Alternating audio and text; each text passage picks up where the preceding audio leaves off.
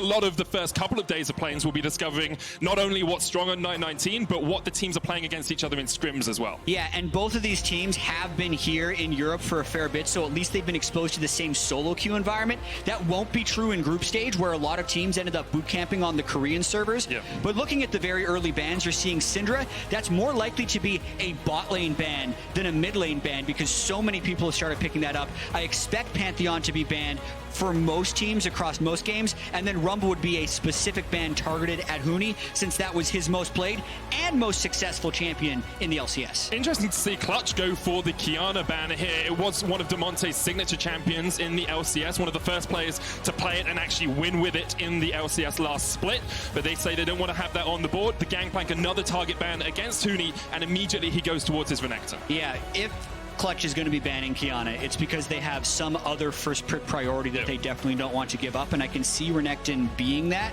even though that is also a generally new pick for them and is also possible to be flexed around. So they did not play much Renekton whatsoever in the LCS. Yeah, I can see one game here from Damonte in the mid lane, so as you say, that flexibility is still available for them. The Unicorns of Love will lock in Rek'Sai straight up here for a Nanasik.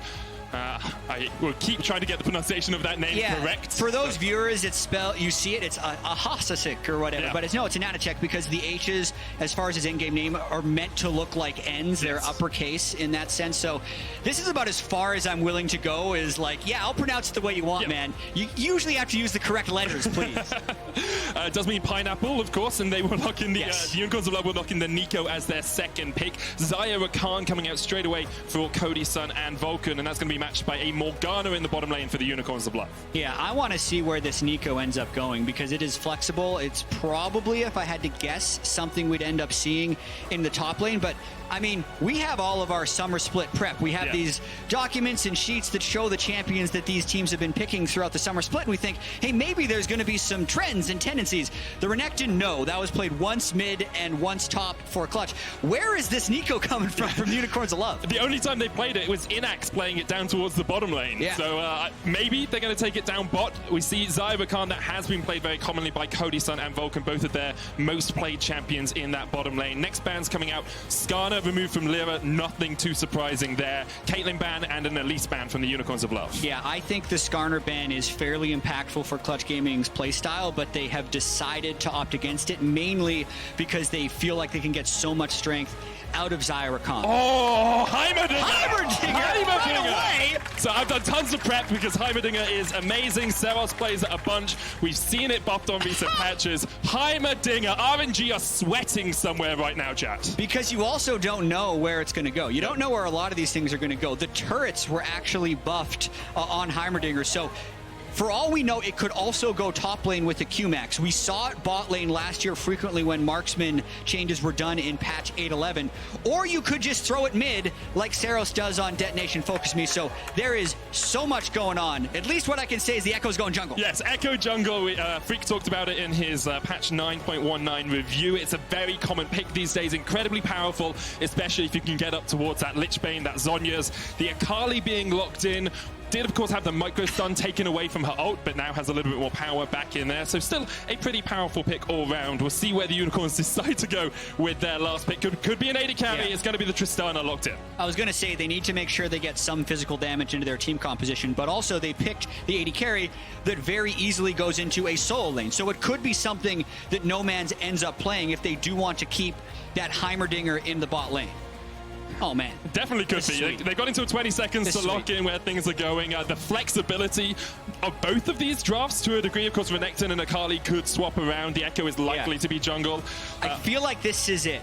Yeah? You think this is where things are going? Yeah, I don't think we're seeing any more swaps, so we'll have 7 seconds to decide if that's final. Okay, so if we think this is where things are going, we just saw a swap. The Renekton came towards mid lane. Chat, you were baited by your own team. Oh.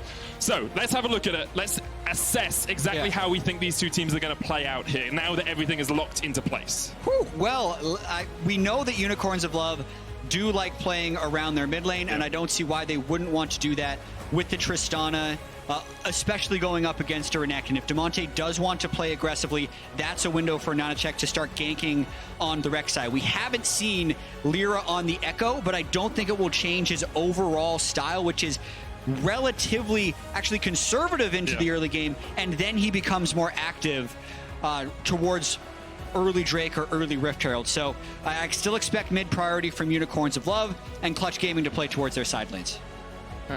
We'll see if they are going to play the same way that they have done through the regular seasons. Both teams coming in to the play-in stage. Just about a lot of time to prepare. You know, LCS finished 4 or 5 weeks ago. The Unicorns of Love finished their finals a few weeks ago as well. And we've had scrim meta develop over that time. We've had 3 different patches develop over that time. And now it's time for both these teams, for both these regions, to prove their worth on the world stage. And Medic, I've been trying to talk to as many coaches and players as possible to get a read on what is going to happen in the world's meta. And one thing that I keep hearing is that so many teams have a different idea about what is best. Okay. Which I love to hear coming into a World Championship, especially when we have, if we look forward to group stage, teams actually boot camping in different regions. But I think we're seeing that right here. I mean, just the fact that UOL has decided to bring back Heimerdinger bot lane when it has basically been non-existent from the 2019 meta is cool. It's incredibly cool. I think the amount of flexibility in draft and in where champions can go is a joy coming into the world season. You look at it, we've got Tristana mid lane. Like, when was the last time you saw consistent Tristana mid lane apart from 2019? Probably back in Season 2 when you could play her AP. And being able to give someone like Nomans, who is the carry, really, for this Unicorns of Love team, a pick that can go in at level 2, that can go for these early fights, teaming it up with a jungler who can look for ganks at level 2, this could be a great start for the Unicorns. Yeah, and I like it when there is more fluidity between the lanes and you're not necessarily dictating a role. So part of the reason that Heimerdinger can go bot lane is because there is still a marksman turret siege champion you can put elsewhere in Tristana. So it's not like these team compositions are incredibly lopsided in the things they prioritize. We have mixes of magic and 80 damage and it all in at level 1. Yeah, Inex has to flash away. The Ignite is ticking on him. Vulcan and Cody Sun doing a lot of work down towards that bottom lane. They do have an aggressive summoner advantage in the form that they have the heal over the teleport for Inex, so they can combat summoner is the word I was looking for there. And you can see already Cody Sun and Vulcan just trying to harass this Heimerdinger down just a tad. Yeah, and as Nomans hits level 2 first and tries to get harassed down, we can talk a little bit about Cody Sun and Vulcan, because for most of the split, they were playing to not lose lane, but towards the end, in the right matchup, they would start playing more aggressively. And here I feel like they have an opportunity to play aggressive. With the Zyricon, they take the combat summoner, which means they're actually going for kills and going for all-ins. And they have the strong combos, so I'm glad to see they're so confident in here. They've both been playing a lot. They both hit about 1,000 LP in Challenger on the EUS server during their boot camp, so they're feeling very confident coming into this. So they should. And Anasik is just going to walk across a ward here as he finished his entire top side jungle clear. Hasn't gone down towards the bottom, but Lyra has done a red side clear as well, so he's going to invade onto the Unicorns blue, whereas Anasik will go in to the blue of Clutch. Yeah, so basically a fairly standard amount of vertical jungling, and it's actually somewhat rare that you see the timing work out so well where both junglers seem to have almost exactly the same clear speed. What's interesting though is Lyra is opting not to finish his clear and instead go elsewhere. So when he ganks mid, he's going to throw this game into a little bit of chaos. Vulcan's coming up as well. They've got the push in the bottom lane. Nomans uses the rocket jump to get away, and Lyra will just help Demonte push up this lane. Yeah, this is one of the things I like most about Jungle Echo as a selfish jungler, is after every single gank, you can just throw your Q at the wave. I'm just helping push. You're just helping pushing to create tempo, but in all seriousness, you actually do get tempo. So they pushed in mid. This means now when he goes to Scuttle, he has mid lane help if he wants it. Yeah, Demonte's on his way across. The parallel convergence will not connect onto Ananasik. Got no smite. Neither of them have smite, actually, so... Boss has the ability to come down just a little bit earlier from top as he is pushed in Huni in that top lane. Edward uses the Black Shield. Oh, gets a lot of damage down from the Blade Caller. Inax trying to answer back. He's fallen just a little bit behind in CS as expected, having burnt that flash early on. About 6 to 7 behind, depending on where the wave is. Yeah, and the fact that UOL is getting pushed in is actually fairly bad for the Heimerdinger. I feel like Heimerdinger can excel as a laner when he has brush control, so you don't get to see the wind-up animations on his spells, making his grenade much less dodgeable. Of course, landing your spells perfectly on Heimerdinger gives you all the damage and stuff, but here comes Lyra once again. And Anasik stunned up, Vulcan on his way, and Anasik's going to try and get away. Demonte here to help out. It's a 3v2 if Unicorns want to keep fighting this. The smite comes down. It looks like Nomans will just be accepting of the fact he can't really trade too much more. Huni gets rooted up in the top lane, but not too much more going to happen in that trade. Yeah, so much to talk about early on because Lyra is actually ganking so frequently. He's only 2 camps behind Rek'Sai, but they're coming back in bot lane. Nice stun. Yeah, good stun. Good stun. Not going to be able to get that. And I do like the amount that Vulcan is teaming up with Lyra as well. They've used the fact that they're pushing in that bottom lane to get Vulcan roaming around and helping out his jungler, trying to get more control over some of these fights. And that is something we haven't really talked too much about, the Echo jungle. Yeah. Going into matchups, like, are you looking for early skirmishes? Are you looking for more farming? Are you looking for big team fights later on? The reason I think we're going to see a lot of Echo is because you can look for whatever you want to look for. Oh, it's the least sin of junglers. Yeah, his clear speed is respectable. It's not amazing. Okay. And once he hits level 3, you have so much control over the engagements. If you have double buffs and the other guy's low, you have so many things to chase him down. If you want to run away, your parallel convergence is an amazing thing that no one's willing to chase into because it's a 2-second plus stun duration. And then because you have a dash and a stun, your gank is potentially very strong. So I think there's a lot going for the jungle Echo right now after he kind of got a breadcrumb trail of buffs over the last half year. A place the junglers haven't really spent too much time is towards that mid lane. And as we expected, Nomads has a bit of a CS lead. You're playing ranged into melee. You've got the harass potential from the Tristana. Expect Damonte to lose a plate here. And we'll see exactly how Unicorns can actually utilize this mid lane advantage. Because it's something they did so well in their regular season, was taking Nomads into side lanes, getting him towards team fights, and letting him just dominate a game. But against a team like Clutch, it's a lot harder to have one person carry an entire team. Yeah, but if you look at what's happening in the mid lane, it is where basically all of UOL's early advantage is located. So it's not like he can immediately turn on, but when he is level 6, Damonte has to respect that. And oftentimes, if you are going to be picking a Renekton mid lane, you're trying to gank that lane and play around at least some type of the early CC combo. And there's just been none of that from Lyra and Clutch Gaming. So not necessarily what you would expect from Damonte, but we'll see. The game is still young. Definitely is. Damonte trying to get some vision here as he goes down towards the bottom lane. Cody Sun and Vulcan have been pushed under their tower. Remember, they have no teleport there, so it's a lot harder for them to get back into the lane. Very aggressive jungle pathing, and it's actually completely unspotted by Clutch so far. Lyra's coming in with the parallel convergence, but Ananisic's already taken away that red. Now, Lyra, I wonder if he knows. He clears out the ward, and then I think he just expects that Ananisic has taken away the red. Yeah, and then he's not willing to chase into Fog of War against a guy who just stole his red, so that's all right. Oh, here comes Huni. Pop Blossom coming out. Huni getting some damage down, has to use the perfect execution to get away, but ends up just being about half health for half health trade in that top lane. Both the top laners still have teleport. Neither jungler really wanted to prioritize the Cloud Drake early on, but with 2.5 minutes before the Rift Herald spawns, I'm pretty sure I know where Clutch Gaming are going to be looking soon. Yeah, they absolutely specialize in Rift Herald fights. In the regular season, they got Rift Herald in about 90% of their games, but they're already moving quick to topside. Lyra again trying to gank, knowing the ult's down. Boss uses the shape splitter. Huni trying to get the damage down, but Boss flashes away. Lyra with the first blood, and Ananisic going in. Void Seeker chases him down, and Huni can't get away. And now Lyra's trapped. Stuck, and with the rest of the Unicorns coming in, Lyra trying to get away, but he's not yet level 6. No Man's jumps forward. That's 2 for the Unicorns. And that's exactly the type of stuff Unicorns wants. Not only does the kill go onto Lyra instead of Huni, which will prevent Huni from snowballing that advantage, they also get their kill onto No Man's as he's able to roam up after that mid lane priority. You can see just accelerating the gold on the side of Unicorns, but what Clutch Gaming did do well is get these plates in the bottom lane, keep the tower pressured on, and it means actually in terms of gold across the teams, it's pretty much even between these two teams coming up towards that 9-minute mark. Yeah, so this will be really curious, Medic, whether or not Clutch Gaming rotates to Rift Herald in this instance.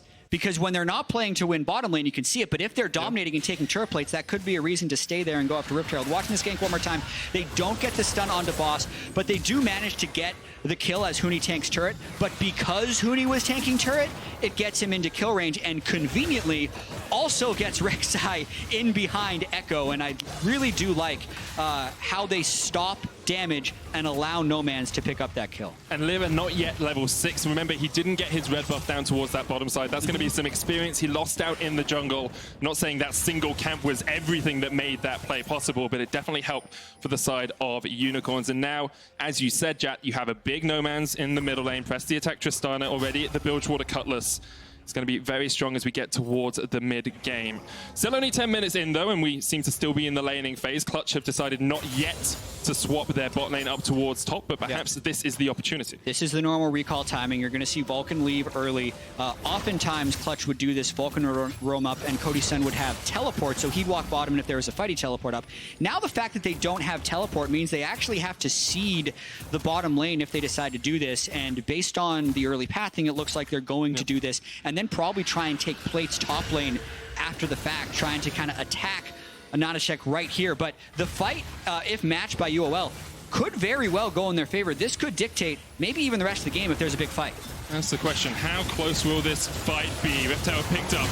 Scotland picked up. Ananasik quite low. Demonte going in. Nomad's having to jump away. Lyra's down to about 300 HP, but he's still got the jump back. Here comes Huni in from the side, trying to take down that Rek'Sai.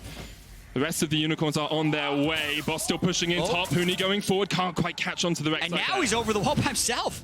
Boss going in. Huni no flash. Inax and Edward on their way. The Rift Herald has been started here by Clutch. Huni caught out. The Pop Blossom. It's actually Inax who takes the kill. Rift Herald still the target here for Clutch. They always invest into this objective, but sometimes it can cost them a huge amount, and it seems to have been their bane this game. No, I think that was a huge mistake by Huni to R over that wall, giving over the kill, because essentially Clutch Gaming did have a temporary 5v4 where they pushed Unicorns off of that objective, but because Huni basically jumps over the wall to donate a kill, it means UOL gain control over the situation and pick up a kill. And there are some times when you can say a team's predictable playstyle is beneficial to them. They know exactly how they're going to do every step of the game. They've done it so many times over. But if we can predict Clutch going for the swap, Unicorns are going to have predicted it and prepared for it, and you could see that there. Yeah, what I also find interesting, though, is if we look at the start of this play, look at where Inax's Heimerdinger is. Yep. He's actually not at the play, and Clutch has more people here with Cody Sun, but Cody Sun unable to actually get damage off, maybe about a half second off, and UOL just kind of pulls into a retreat, and right here is where Huni definitely should not have gone over the wall, because his team is all trapped on Rift Herald. The rest of UOL was pushed into the jungle, so the natural thing is going to be for them to collapse and kill Huni. In the end, nowhere he can go. Of course, didn't have his flash available. Now, Clutch Gaming once again setting up towards the Rift Herald. Huni is down towards bot without teleport. You can see Boss actually already coming up through the river, so they know if Clutch are willing to commit to the Rift Herald, Unicorns of Love were going to take that fight. And you have a lot of, strong team fighting tools from the side of Unicorns. Pop Blossom is there. You have a lot of damage coming out from the Tristana. A big Heimerdinger turret can do a huge amount of work when the enemy is grouped up. Here we go. Fighting around Rift Herald once again. Unicorns of Love have started it. It's down to about half HP. Vulcan's going to use the grand entrance to get away, and the rest of Clutch are on their way. Huni on his way up. Boss no teleport. He's stuck down towards the bottom lane, and now the Rift Herald's going to pull back towards Clutch this time. They're trying to look for it to reset before Huni gets there, and that will be big for Clutch. They now know Huni's in the mid lane, and they can make this a 5v4. Yeah, and also based on where Cody Sun is, Clutch Gaming's not in a position to actually get turret plates off of the mid lane, but because it's still prior to 14 minutes, the Rift Herald holds high value, and if at first you don't succeed, just keep running at Rift Herald. That's Clutch's motto, and I think they're going to get it. I think they get it this time. Unicorns of Love said, okay, boss, you stay down towards the bottom. Eddie, what are you doing? Edward just face checked straight into them. That was a diabolical mistake. Inax trying to steal this across the wall, won't quite get it. Ananasik going in, but the smite was landed by Lyra. They'll pick up the Rift Herald, and now Ananasik needs to get out of there. Huni's on the other side of the wall. Inax going to try and get some damage down. The knocker comes out, and Huni's quite low. He jumps off the wall, and the chrono break from Lyra will get him to safety. The Rift Herald goes to Clutch, but a bunch of plates go towards Unicorn's bot lane. Oh, man, I feel like Unicorns was in a position to win that play. You actually just... It's okay to give over the Rift Herald sometimes, especially if you're taking advantages like these bot lane turret plates. If you think about it from a high level, the Rift Herald gives you 2 turret plates guaranteed. If you're going to get 3 by giving up the Rift Herald, it's fine to give it over. In fact, Boss is actually able to kill the entire turret, but Edward got too greedy. They wanted to have their cake and eat it too, and they ended up getting punished. And Edward was all by himself when he was doing that as well. There was no one near him. Unicorns get 3 plates in the mid lane as well, so they're actually in a very strong position in terms of turret plate gold. And now that the plating has fallen and the Rift Herald hasn't been used, that becomes more of a tool just to open up a tower, get some more awareness on the map, rather than to get any of those plates. Yeah, so a much lower value Rift Herald overall. And even though there was the mistake by Edward and the mistake by Huni, this is a comfortable place to be in the game for the Unicorns of Love. If you go before the game and say at 50 minutes, what's it going to be, plus 2K gold to UOL, you're going to take that. Yeah, you'd say that every day of the week. So what I want to track here is how Clutch is going to find team fights, and also how is UOL going to try and set up team fights, because the one thing they're lacking is a strong frontline pick as Huni tries to go in and get another solo kill. Boss still has flash. Huni's going to jump forward. The flash away from Boss will get him to safety. Not quite enough damage there from Huni. Huni's really pressing this game. That's a few times he's gone all in, just trading his ultimate, actually trades flashes there. So he is also making himself vulnerable while trying to make all the aggressive plays. And that can backfire in a pretty horrible way if you're never getting the gold for it, because you will just fall further and farther behind the overall pace of the game. And I think it is also one of the reasons, looking over Clutch's record across the LCS, they actually tend to struggle when they're behind, because they keep going for these aggressive plays, but sometimes you're just outstatted by your opponents. Now we'll see Huni going in once again. The parallel convergence is going to land onto Boss, but the jump comes forward. Look at the damage from Boss! The tower! Riptail tries to take it. Huni's going to go in. Takes a lot of damage. Inax looking for the stun. Can't quite land it, but the rockets will connect. Unicorns take 2. They don't even lose their tower in the top lane. And meanwhile, the rest of them are pushing in amid. Vulcan going in, gets the knock-up. Cody Sun trying to get the damage down. The quickness comes out. Demonte from the side is going to catch on to Edward, who's once again overstayed. Edward flashes away. The damage coming onto Demonte is huge. No man's putting it out. And Nanastick there as well. He's ignited. He'll fall. That ends up being a 1-for-1 trade in the mid lane. Cody thought maybe he would flash for that kill on Edward, but overall, a lot of chaos and another small advantage to UOL, because Inax is up top lane, just taking more turret damage, getting more gold onto his Heimerdinger. The big thing about that last play was the fact that Boss landed the root onto Lyra. Normally, Echo feels like he can turret dive with impunity because he gets a huge shield from his W, and he can just ult out to break aggro. But actually, watch this. Lyra doesn't get his shield because he's trying to do damage off, then is hit by the root. So a misplay by Lyra, but a big play by Boss, and then the teleport comes in to pick up the 2-for-1. And meanwhile, in the mid lane, at the start of this play, I just think Edward's totally overstepped. You know, they push back forward with it, with the Soul Shackles. Vulcan's able to jump out, and then Edward's just tanking the tower. Yeah, I definitely feel, as I said, Huni was pressing earlier. Edward is doing the same thing in this game. Game 1 of a World Championship, as we discussed before, your entire year essentially comes down to, are you successful in these 4 games of this 3-team group? So definitely going to be some nerves on display, but for the most part, UOL is responding beautifully. 17 minutes in, they're about 3,000 gold in the lead, 2,500. They're going to get the first dragon of the game. It is a Cloud. They had the only turret of the game as they took down bot lane earlier on, but now No Man's may be caught out as Liver comes in from the side. The jump away from No Man's will get him to safety. Meanwhile, in the bottom lane, Demonte is just continuously forced back. Clutch Gaming willing to leave him on an island while Lyra plays around Huni in the top side of the map. And we are starting to see some of those first completed items as well. You know, Inax has the Ludens, Blade of the Ruin King finished on No Man's. You've got the Super Soaker Spooky Ghost builds on Boss, so he's able to catch people out. Unicorns using the time they have down towards this bottom lane to take their second tower of the game. They're doing a lot to try and accelerate this gold lead, and I also think about how are they actually going to approach team fights, because they don't have a true tank. I think the Super Soaker and the Twin Shadows on Boss is a big way of doing that. They use those from range, they get the slow, they hope to land some type of CC, and then once they get 1 kill, then they can dive in.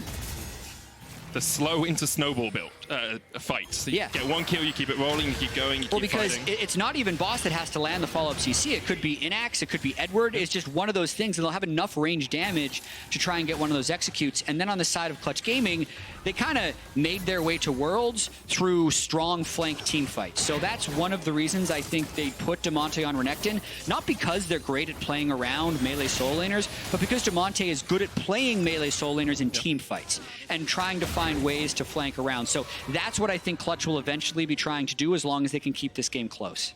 Now, we've all seen the play where Sven on Sona flashes straight into Demonte because the vision control from Clutch is just too strong.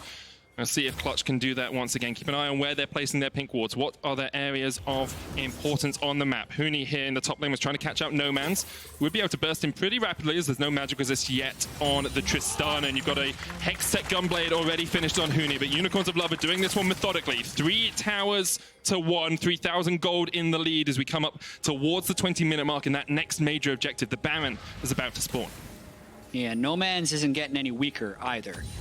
Another thing I want to track is how Inax manages this Heimerdinger in team fights, because I remember back in 2018, after NA just got demolished by some Rift Rivals Heimerdinger, everyone had to try to learn how to play Heimerdinger, right? All these AD carries just started spamming it, and even though they could play it in lane and kind of get the combos down, where if you land your stun as it's in the air, you try and put your turret down to get the beam, the hardest thing for these guys to do was late game team fight with Heimerdinger.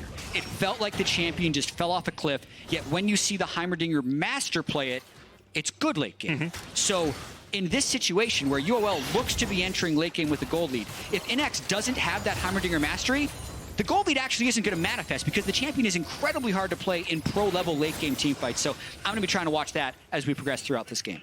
It's definitely something we have to keep our eyes on. Inax, of course, having never even really played at a top 5 what am I trying to say? A major region level. He's never played in an LCK or an LEC or an LCS. This is the first time he's ever been to an international tournament, so there is a lot of weight on his shoulders, being 2-0-0 on this Heimerdinger, to have that impact in the team fights, to be one of the key carries for this team. And I'm sure the team trusts him, otherwise they wouldn't put him on the Heimerdinger for these plays. But we'll see if he's able to enact that gold lead in team fights, as now Clutch are trying to play around this vision control we talked about. They've cleared it out.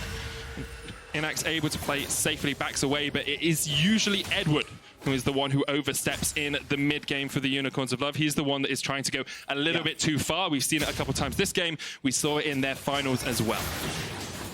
Yeah, and now Clutch Gaming is in a more traditional game setup where you have your marksman in the mid lane, your solo laners in the sides, but there's still so much threat coming out from Unicorns, and Nanasek is actually the guy who can make these fights happen. Yeah, Vulcan knocked up, will jump away, and Anasik's just trying to get a bit of harass down. Really, Unicorns want to open up the mid lane tower so you can get some more of that deep vision. You can already see they've littered towards in the red side jungle of Clutch, and Lyra's now coming across to try and catch out Boss. But Huni is protected in the top side on the Akali.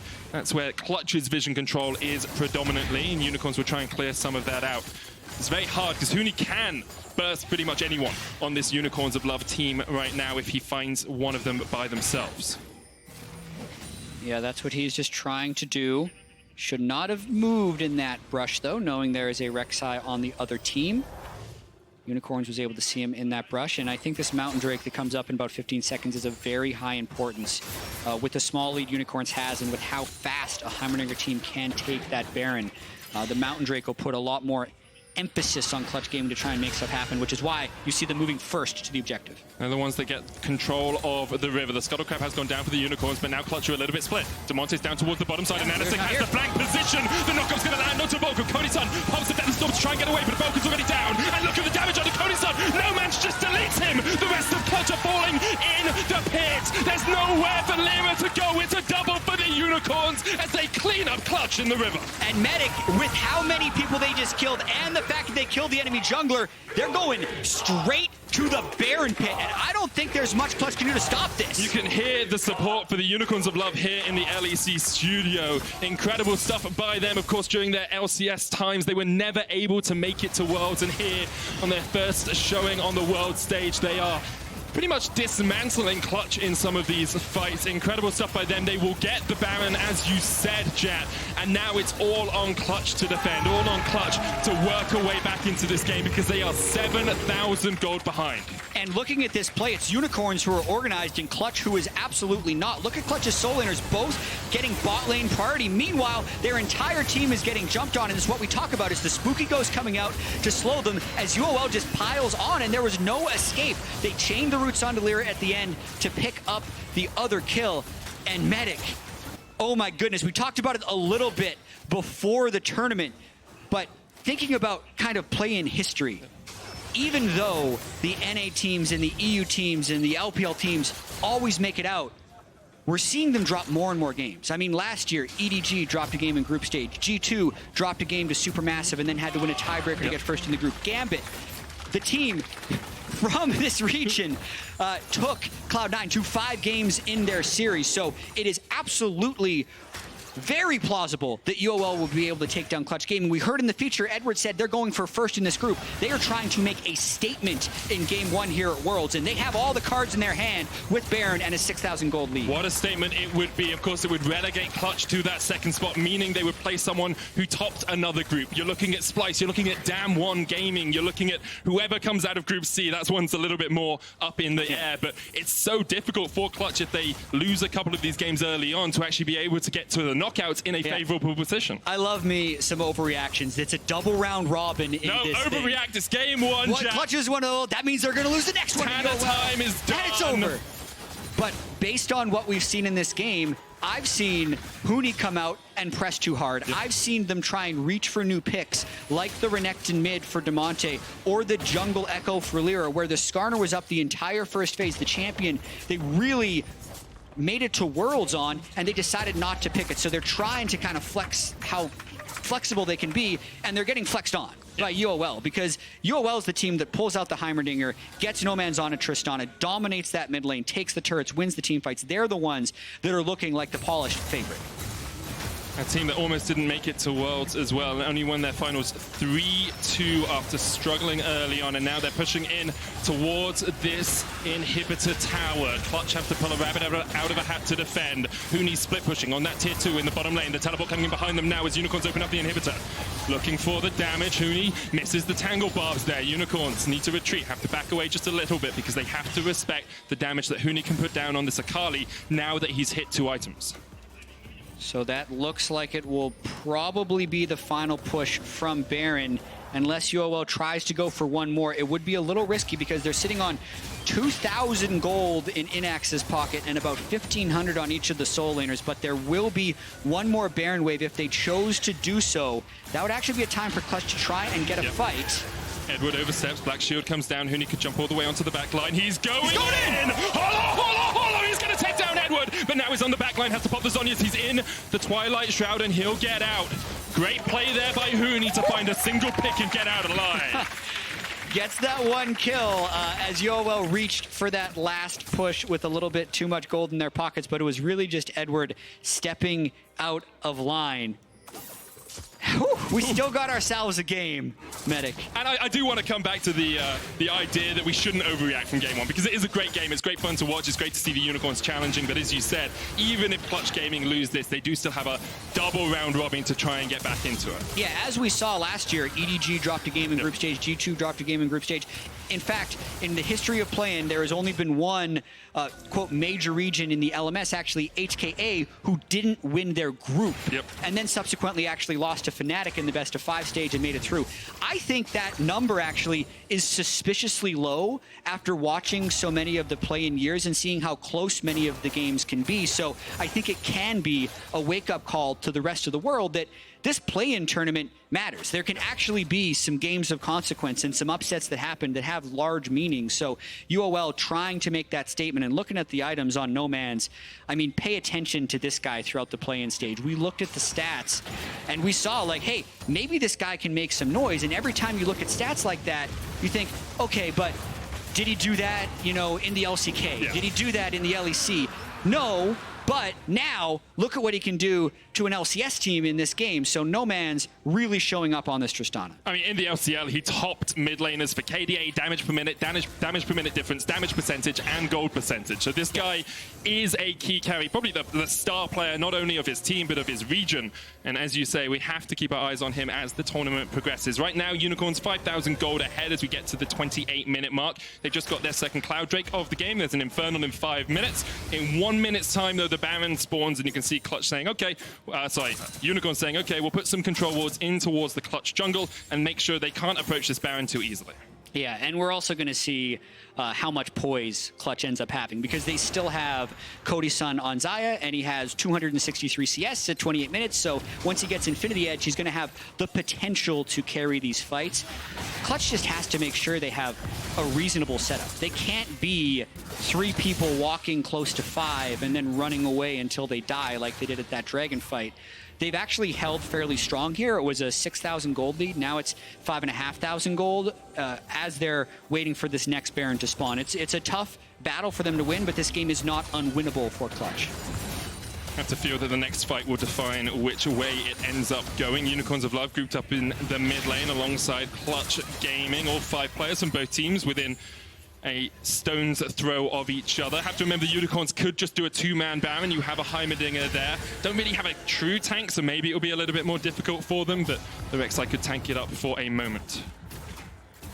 Yeah, no vision for Clutch, but if you look at their trinket setup, they are still saving the blue trinket on Cody's Sun, so they have numerous ways to check. And I think they're still playing over mid priority right now, so you have to look at the side lanes in this sort of situation as well. You can actually see the Clutch Gaming inhibitor has started to be hit here by some of the Unicorns of Love's minions in that top lane. Bot lane is pushing in favor of Clutch, but that's going to take a while before it gets to the inhibitor tower. So at some point the question does come up whether Clutch will send someone to deal with that bot wave, top wave. Yeah, I think as soon as Renekton shows, we're going to see the Twin Shadows come out, as the Twin Shadows actually came out a little bit early, so I think that's a missed opportunity. Since Damonte's potentially going to have to show, unless they go for a fight very soon. Heimerdinger's just started up the Baron. He put down an upgraded turret. He's just going to try and do it. This is something that you need to know how to play Heimerdinger to do. Yeah, and Clutch are backing away.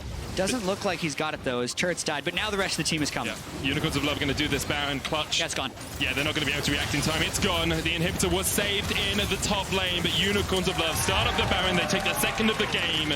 7,000 lead still for them, and they'll be looking to break into this inhibitor line from the side of Clutch. Yeah, no conflict Baron by UOL right there, which is always a bonus. That's what you're hoping for as you're accumulating advantages towards the late game. But also, Clutch Gaming was waiting on a few items. They now have that Infinity Edge onto Cody's Sun. However, No Man's has a few more items as he's going double Zeal Infinity Edge and will be absolutely shredding anyone who comes near him. Dear me, that's going to be a huge amount of damage. I'd like to see him get maybe the Rapid Fire Cannon as a next item. I could see the Rapid Fire Cannons, especially as they might be in these extended siege scenarios as they're trying to just land one binding. But Edward again! Face check straight into Lyra, but...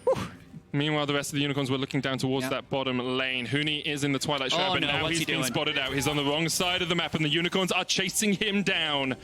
Trying to stampede over Clutch in game 1 of Worlds. And Huni, he's caught out. No Man's jumps forward. Huni goes down. The Unicorns get their 10th kill of the game. And this is the Huni that you ended up seeing a lot of in Spring Split Clutch, or when Clutch was struggling, because he continues to try and play at 85 miles an hour when he really needs to be going the speed limit. And at this point, that's just a pretty inexcusable death for Huni, and we're going to see if UOL can push in and take big advantage of it. And we have the Autobahn here, so maybe he thought he was driving on the Autobahn, but there's no speed limit. He can just keep going as quick as he wants, but Unicorns are now trying to push in this bottom wave. Looking for that inhibitor tower. Of course, they've already taken inhib tower in top, but now with the Baron, they're going to open up the base of Clutch once again, pushing in the mid lane as well as that turret is going to fall pretty rapidly. The Unicorns just demolishing the base here of Clutch. Huni's still 3 seconds away. Where the TP wards, a couple very deep into the jungle of Clutch if Huni wants to try and get behind this team, but instead Clutch is just going to try and defend. 4 players in the bottom lane, 1 in the mid. Boss coming in from the side as well. That's just the shape splitter though. Now, Anasik is going to jump forward down into the GA. Boss has the flash pop blossom. If he can land a tangle barb, so he can't quite connect. Inhibitor falls mid, inhibitor falls bot, and now Unicorns can just back away and reset. Yeah, if it takes a flash and a GA for 2 inhibs, you take it. Even though that may have looked a little bit strange, I still think UOL got what they wanted. The Infernal Drake is still up. They have a Baron. This could very well be a 3 Baron game if they want it to be. They don't necessarily need to rush as long as Clutch Gaming isn't able to find any of these engages. And it will be the Infernal as well. Unicorns of Love have had total control over the Dragons this game. 4 of them, 2 Clouds, a Mountain, and an Infernal at the 33-minute mark. Does mean we will have the Elder Drake win condition for them later on as well if Clutch gain any control around the Baron. And with 4 minutes left on both the mid and bot inhibitors and just a little bit of time left on the Baron, we'll have to expect Unicorns to look towards that top side of the map and see if they can make it all 3 inhibs down.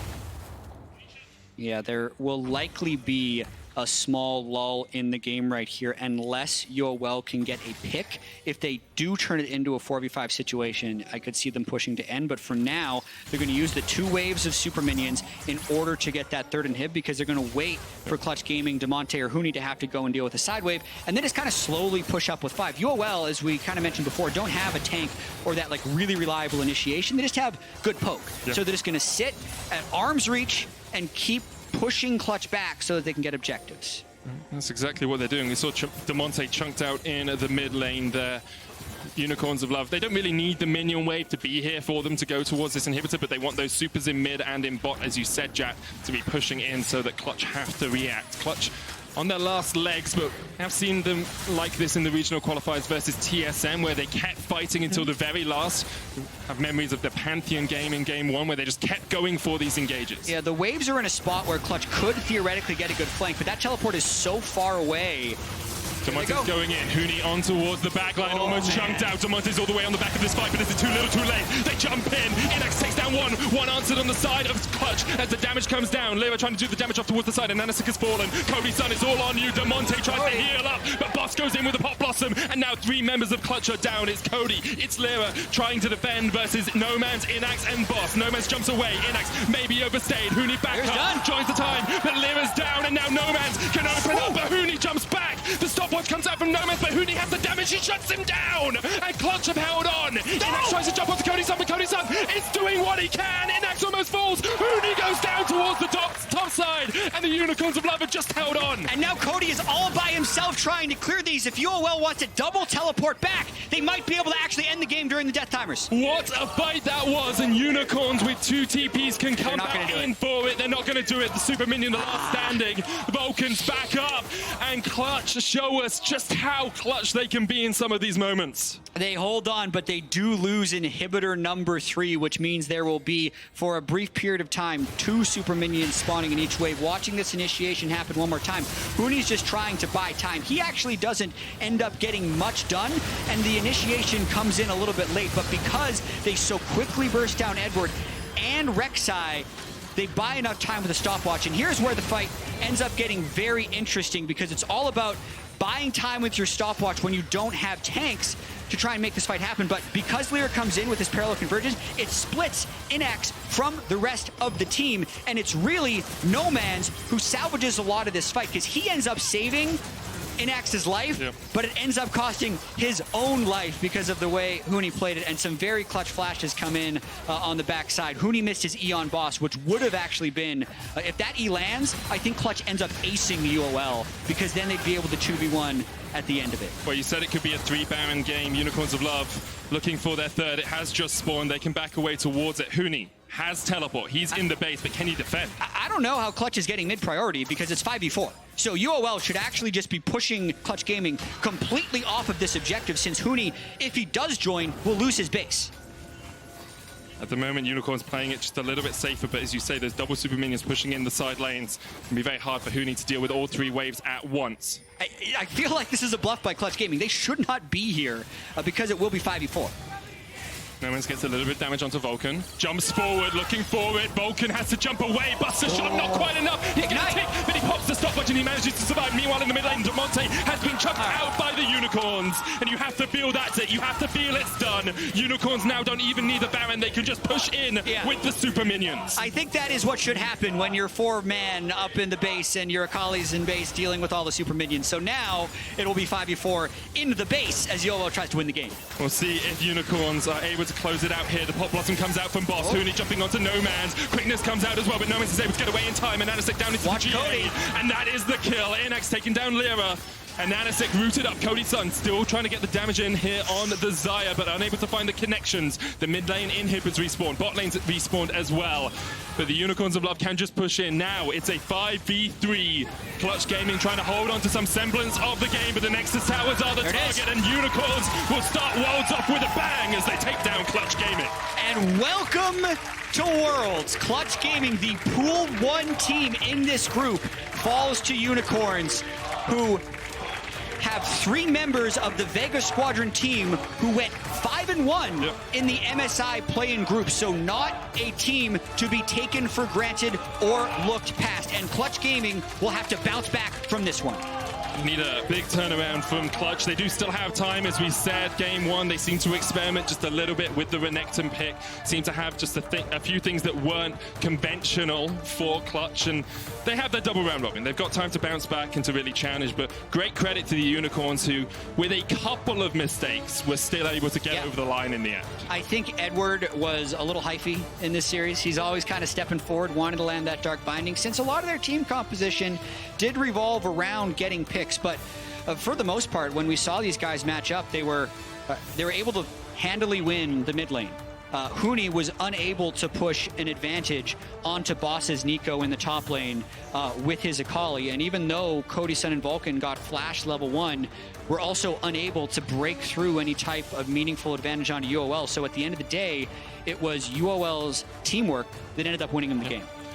And it's a track record that continues to seem to be true here for the LCL representatives. LCL is actually 5-3 over NA at international events across the last 8 times they've played. So I was a little bit surprised by the fact that they have this. Even looking back to the last World record, Championship, yes, Cloud9 did beat Gambit in the best of 5, 3-2. Yeah. So you add this one, it would be 3-3. I can see where that number's coming from. And we're actually going to have another look back at one of the Dragon fights that led to Unicorn's first Baron in that game. And Nanasik is the guy we want to watch in this great flank position. Yeah, so he gets a lot of vision onto the rest of Clutch Gaming, and the big thing to note here is that Renekton and Echo were not there. This is where the game ended up breaking wide open, but he ends up getting Vulcan, does not let him engage at all, and then I think the big thing is Nomans is able to basically assassinate Cody Sun on the back end of that fight. That gave him the Mountain Drake, that gave him the Baron, that gave him the 6k gold lead, which they never relinquished the rest of the game. And it was interesting because we've been praising Clutch so much for their flank positioning and their vision control in flanks, and it was actually Unicorns who were able to get the flank position off there, making sure they won the fight. You've got a big oof there, Jack. What's your big oof? Too early for Tanner time. That's what I have to say. He maybe the time zone adjustment. Give it 8 hours or so. Something is wrong with Tanner time. Least damage in the game. Yeah. Rakan ends up out-damaging Damonte's Renekton in this one. I was really hoping to get a Tanner time call as well, because it's one of the big moments as a play-by-play caster where you get to be like, Chat, check your watch, it's Tanner time. Yeah. It's amazing, but I'm sure he'll And then I told you, fit in, time belongs to Nomans. Nomans, yes. But I guess... I really want to use, he's in no man's land. Yeah. Yeah, he is. The DPMD stat, which, by the way, Nomans had the highest of all players at Worlds, which is the damage per minute difference between you and your lane opponent. That's gonna be true. Go up just a little bit. I feel like that's gonna. Yeah, I don't think other people are gonna be doing that much. Well, more if we want to react from one game, I think we say that Nomans is better than Faker. Is that the? It's close. I mean, I'll have to see them play each other, but you know, what are we gonna do? We are actually going to hear from Nanasik in just a minute's time, I believe. So we'll get some insight from him on how they played some of those team fights, how they played around the Baron. Because Unicorns of Love seem like a very coordinated team to me, which is not always the case from some of the teams that come into play. Yeah, and listen, this region is good. Right, and we've seen them make noise at the MSI plane when they went 5-1. They were 2 games away from beating Flash Wolves in one qualifying series to get into MSI group stage, and then they were 1 game away from making it against Feng Vu Buffalo. Yeah. So, like, they have been so close so many times. I think eventually a play-in region here is going to break through, and I didn't think it would be in game 1, but it definitely needs to remind everyone that this stuff is very possible. It definitely is possible. I think, like as we've said a few times, we don't want to overreact from game 1. We don't want to say, you know, Clutch is doomed, long live Unicorns of Love. But it is a good trend for the Commonwealth of Independent States that Unicorns are doing so well that they've taken those 3 players from Vega, and we're actually going to hear from one of those players now. It's over to an interview with Nanasik and Dracos. Thank you very much, gentlemen. Now, of course, you may not want to overreact, but I would like to. Now, I am, of course, joined by Nanasik as well as our translator, Alex. Alex, thank you for translating. Now, I'm curious. Clutch were the expected favorites heading into the group. You just absolutely smashed them. How are you feeling right now? Клатчи были очевидными фаворитами в твоей группе. Вы просто их разгромили без шансов. Какие у тебя сейчас ощущения и эмоции от этого? Я думаю, что нам просто повезло. Ну, а так в целом нам без разницы, против кого играть. Главное выкладываться на максимум. Well, I think it was just lucky. So, but overall, I think it's just important to play our game at our top, and then it will be all good. All right, now looking ahead, you guys pulled out, once again, some very interesting picks. You pulled out a Heimerdinger bottom, you had a Tristana in the mid lane, you're bringing back Nico in the top, a pick we haven't seen as much. Talk to me a little bit about the strategy that you used to win this game. У вас было очень много необычных пиков. Опять же, Heimerdinger на боте, Тристана на миде, и вернули вы в мету в пике Ника на топе. Какая вообще была стратегия, какие вообще конкретно были у вас идеи перед этим матчем? Какая была подготовка? Вопрос очень сложный. The question is very complicated. Totally fair. All right, then how about this? Let's change the script. Talk to me a little bit about your role in the early game against a team like Clutch Gaming. Where are you focusing? Who are you looking to shut down? Is it all eyes on Huni, or are you looking somewhere else? Расскажи про свою роль в ранней игре. Твоя цель была только зашатдаунить Хуни и поиграть только через топ-лейн, либо ты вообще должен был делать другие вещи? Просто так получилось, что ты играл через топ. В целом я играю от себя, а там как пойдет. Я просто пытался выключить вражеского лесника. Линии у меня соло выигрывали 1 на 1. Линии просто были сильнее. И мне нужно было просто сделать так, чтобы вражеский лесник не заходил на ганги и не флипал матчапы. Overall, I just play for myself, but in this game, I just tried to shut down the enemy jungler. My laners were stronger, so it was just important not to let the enemy jungler to change the situation. Now, when we look back at this game, you obviously had a fantastic game. The team did as a whole. You said it was just a little bit lucky. I'm curious if you're ready to say that Unicorns of Love are the favorites to make it out first seed in your group. Вопреки тому, что ты сказал, что вам просто повезло, готов ли ты сейчас сказать, что Unicorns of Love фаворит в этой группе, чтобы выйти с первого места? Нет. No, I'm not. All right, not yet. We'll have to see later in the day if you're willing to be a bit more confident about where you're going to finish out in the group. But thank you so much for taking the time to talk to me, Ananasik. We're going to toss to a quick break. When we return, it'll be Splice versus Detonation Focus Me in our second game of the day.